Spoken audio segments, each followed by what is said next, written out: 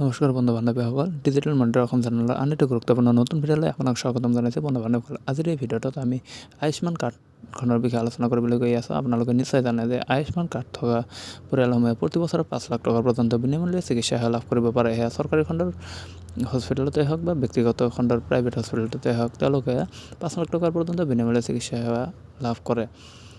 আৰু এই কাৰ্ডখন আপুনি কেনেদৰে বনাব পাৰিব, এই ভিডিঅ'টোত সেই বিষয়ে আলোচনা কৰা হৈছে।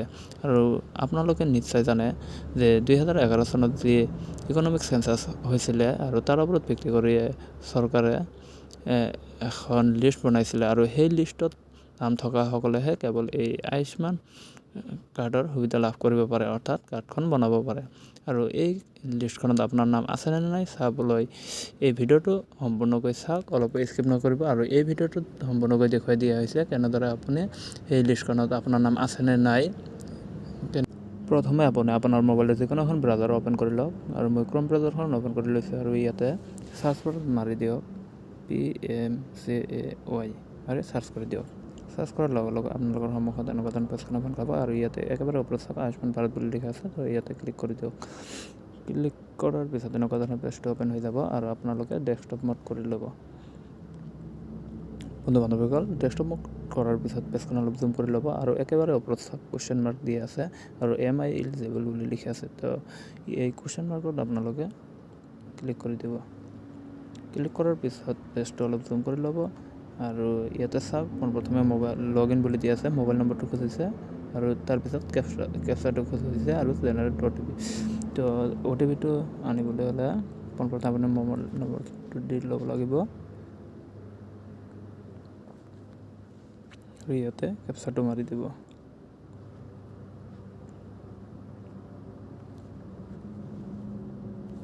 আৰু জেনেৰেট OTPত ক্লিক কৰি দিব।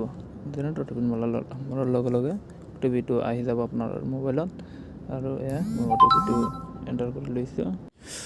OTPটো এণ্টাৰ কৰাৰ পিছত ইয়াতে by clicking submit you agree to your term, ইয়াতে ক্লিক কৰি ল'ব আৰু ছাবমিটত ক্লিক কৰিব।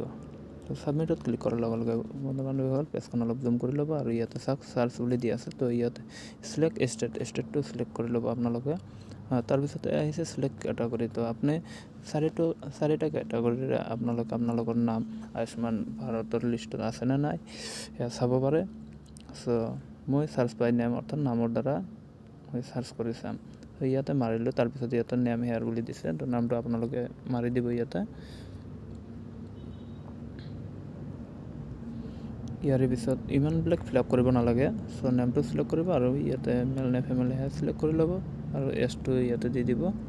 এজটো কিমান হয় অনুমানিক দি দিব, আপোনালোকে যদি নাজানে আৰু জনা আছে এইটোৱে মাৰিব। আৰু চিলেক্ট আৰবান নে ৰুৰাল, অৰ্থাৎ গাঁৱৰ নে চহৰৰ সেয়া ইয়াতে চিলেক্ট কৰি ল'ব।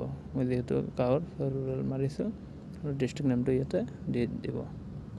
মই যিহেতু গোৱালপাৰা ডিষ্ট্ৰিক্টৰ, তো গোৱালপাৰা মাৰি দিছোঁ এণ্টাৰ, আৰু ইয়াতে পিনক'ডটো মাৰি দিব। তাৰপিছত চাৰ্চ কৰিব। চাৰ্চ কৰাৰ লগে লগে আপোনালোকৰ সোঁফালে চাওক এখন পেজ খোল খাই আহিছে, আৰু ইয়াতে ফেমিলি ডিটেইলছ বুলি দিয়া আছে।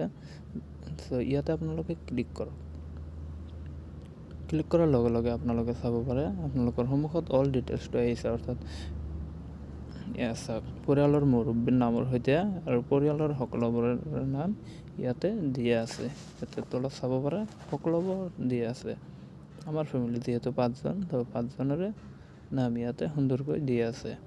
চ' আপুনি আপোনাৰ ফেমিলিৰ এই সদস্যসকলৰ নাম যদি মোবাইলত SMS-ৰ দ্বাৰা প্ৰাপ্ত কৰিব বিচাৰে, তেনেহ'লে গেট ডিটেইলছ অন SMS বুলি লিখা য'ত আছে ইয়াতে ক্লিক কৰি দিব। ক্লিক কৰিলে আপোনালোকে লগে লগে পাই যাব।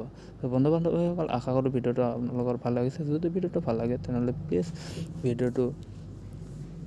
চেনেলটো ছাবস্ক্ৰাইব কৰি দিব, ভিডিঅ'টোত এটা লাইক কৰিব, আৰু যিমান পাৰে আপোনালোকৰ বন্ধু বান্ধৱীসকললৈ শ্বেয়াৰ কৰিব। তো আজিলৈ ইমানেই, ধন্যবাদ। জয় আই অসম।